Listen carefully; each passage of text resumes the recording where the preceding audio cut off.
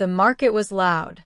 Shouts echoed between rows of stalls, the scent of roasted meat mingling with oil, rust, and alien spice. Banners flapped in the dry wind. Somewhere in the crowd, a gavel slammed down again and again. Sergeant Daniel Harker moved through the chaos with his helmet under one arm, scanning faces. He wasn't here for supplies or shore leave. He was looking for trouble, the kind that usually found him first. His boots carried him toward the central square where a wooden platform had been set up. The sign overhead read in crude translation, "Made for hire, all contracts binding." It was supposed to be legal, supposed to be voluntary, but Daniel had seen too many of these to believe that. The crowd parted just enough for him to see the next lot. A young alien girl, barely more than a teenager by the look of her, stood on the platform. Her wrists were bound in front of her with a thin cord, more symbolic than necessary. She had pale green skin that shimmered faintly in the sunlight, long black hair hanging in messy strands, and a simple brown dress that was too big for her. She kept her head bowed as the auctioneer called out her skills, cleaning, carrying, cooking, and emphasized her obedience. Daniel's jaw clenched. The first bid came from a heavy-set trader near the front. The second from a man with the kind of smile Daniel didn't like. The third was higher still, shouted by someone whose eyes lingered too long on the girl. That was when she looked up. Her eyes found Daniel in the crowd, large, dark, and filled with a kind of desperate hope he wasn't used to seeing aimed at him. "Please," she mouthed silently. Daniel didn't think. His voice rang out. 2,000 credits. The crowd murmured. It was more than twice the last bid. The auctioneer blinked, surprised. 2,000 from the human soldier. Any higher? Silence. The gavel slammed down. Sold. Minutes later, Daniel was walking away from the platform with the girl at his side. The cord around her wrists had been cut, but she still kept her hands together as if unsure what to do with them. "What's your name?" he asked. She hesitated, glancing up at him. "Lira." "I'm Daniel." He slowed his pace so she could keep up. "You're safe now." Her lips trembled. "Are you really going to make me work?" Daniel shook his head. "Not unless you want to." Something in her posture eased, just slightly. They stopped at a quieter side street. He crouched to meet her eyes. "Tell me the truth. How did you end up there?" She swallowed hard. "They came to my village. Said they were offering jobs off-world. My parents believed them. I didn't see them again after we landed." Daniel felt that old burn in his chest, the one that came from seeing too much of the galaxy's worst habits. "And you've been stuck ever since?" She nodded. "If you hadn't," she trailed off, then whispered, "Please protect me." He didn't make promises lightly, but he made one then. "I will." Back at his ship, the Iron Dawn, Lira followed him up the gangway with cautious steps.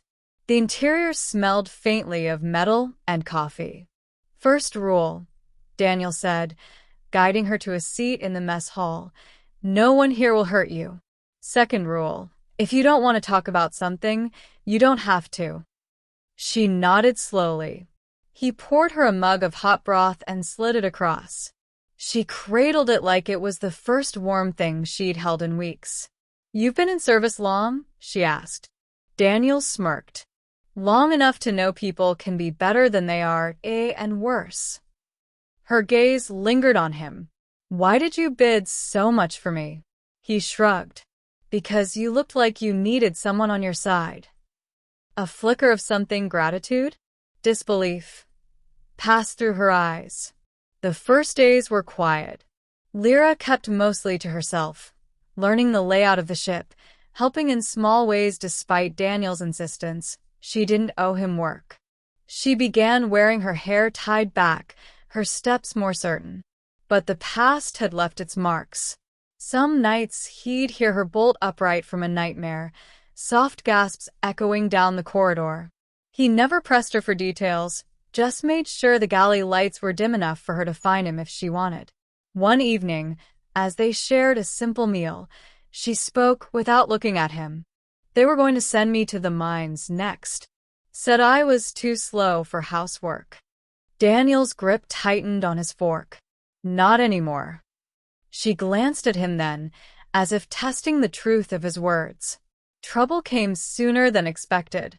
3 days after they left port, a patrol ship hailed them. The voice over comms was oily and slow.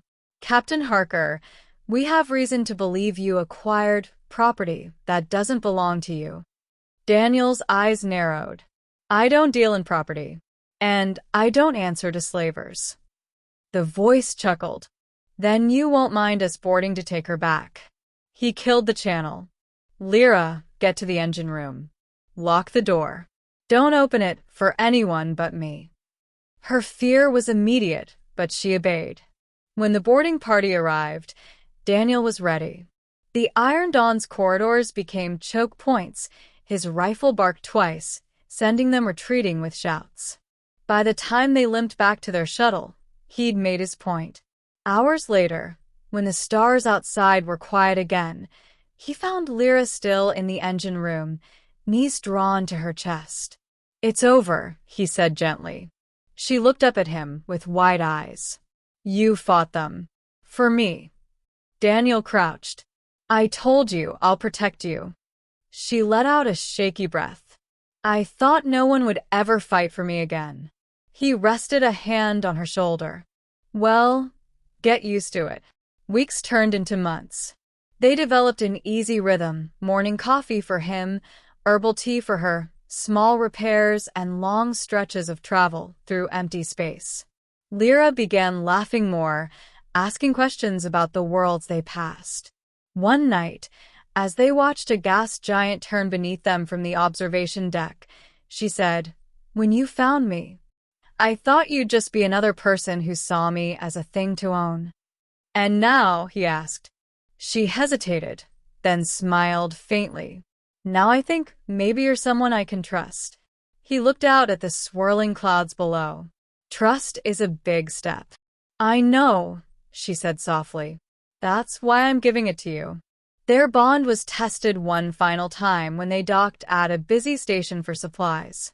Lira stayed close, but in the crowded bazaar, Daniel lost sight of her for just a second. It was enough. A man grabbed her wrist, dragging her toward a side alley.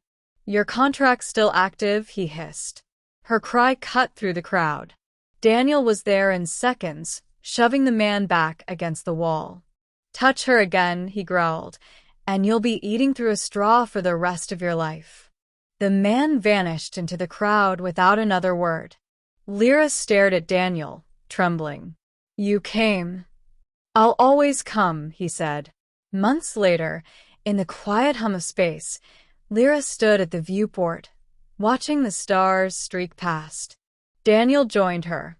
Thinking about something? She nodded. About the day you found me. About how I thought I'd never be safe again. He studied her profile, the steadier stance, the calm in her eyes. And now. She looked at him, her voice barely above a whisper. Now I know I'm safe, because you keep your promises. Daniel felt the corners of his mouth tug upward. Damn right I do.